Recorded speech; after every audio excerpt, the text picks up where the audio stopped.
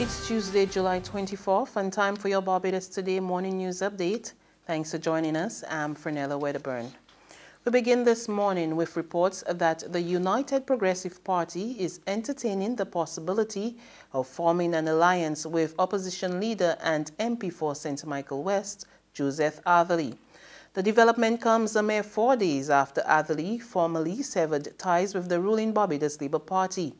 UPP leader Lynette Eastman told Barbados Today the two sides held exploratory talks last week, but no firm decisions were taken in terms of an alliance.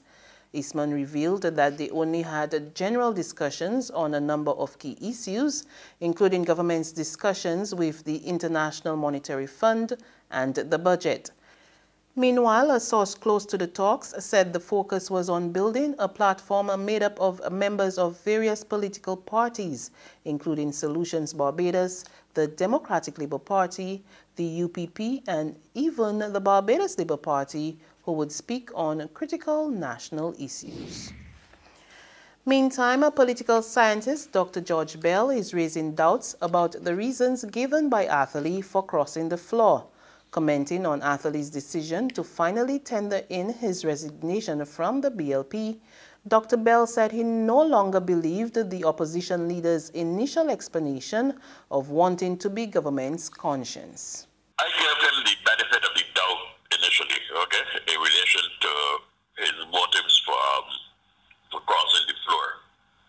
In that I said that I felt that he was probably reacting to the fact that there was no leader of the opposition, and since he had been given no position in the executive of the government, that he could take that role and play the part of the conscience of the government, or even the conscience of the Barbados Labour Party. That was my first position. Once he decides to leave the Barbados Labour Party, I don't think that he can make any claim to that anymore. So the resignation from the Barbados Labour Party would undermine credibility in relation to the issue of conscience or its sustainability, but that way, the sustainability of that position. Expect top-notch security this crop over. Police Commissioner Tyrone Griffith says cops will be on the beat for the remainder of the season as part of a major plan to ensure there's no crime. At a news conference yesterday, he disclosed that there will be an increase in searches and some people will come under greater scrutiny.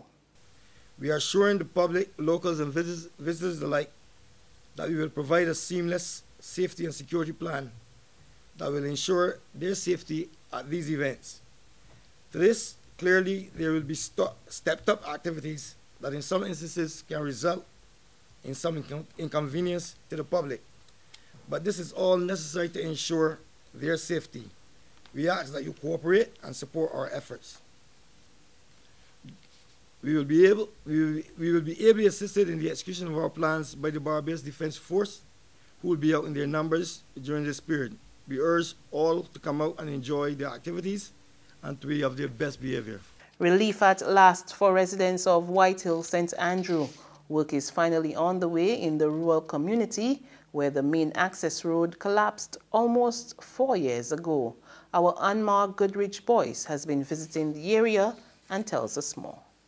After more than 3 years of extensive land slippage, an impassable main road and water shortages, the excavator behind me and these Gabians signal that work has started here in White Hill, St. Andrew.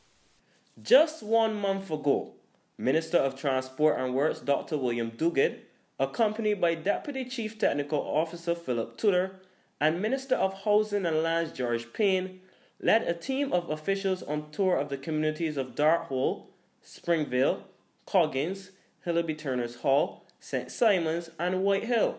They examined the vexing issues of land slippage and deteriorating roads in the Scotland district and promised relief as soon as possible, but could not give a timeline on when work would commence. However, today, AMTW workers were diligently working on the road, having started last Wednesday to ensure that residents aren't completely trapped in the community in the event of heavy rains.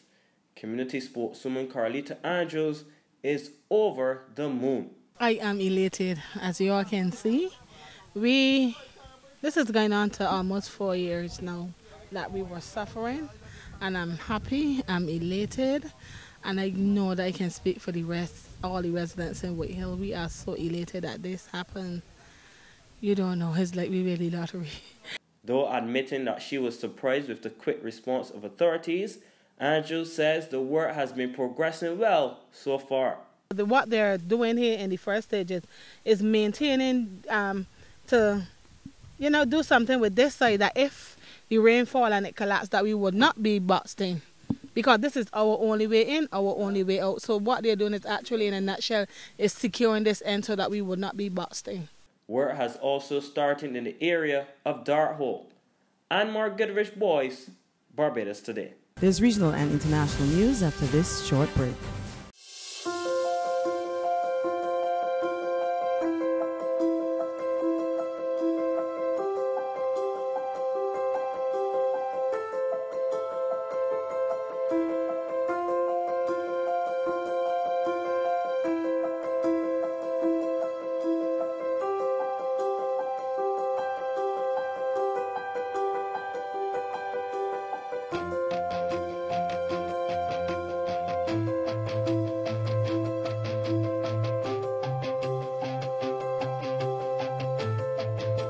Barbados Today, news you can trust. To news from our regional neighbors, the Grenada Postal Corporation has distanced itself from a promotion making the rounds on social media. The advertisement makes promises of several electronic giveaways for consumers, but post office officials say it's a scam, and they're urging the public to refrain from posting their information online. We get more in this report from GBN News. Information posted on social media claimed the Grenada Postal Corporation was giving away an iPhone and other electronic devices. However, the corporation says it's fake news.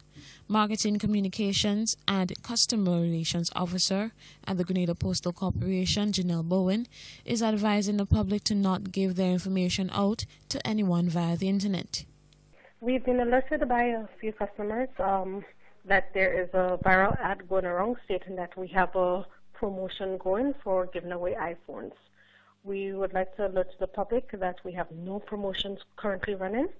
We're asking that you be very careful and mindful of any viral ads or notices that you receive stating to the contrary. We also want you to be very vigilant and guide against giving away any information concerning your identity and the data. She says this is the first occurrence of a scam the association has encountered.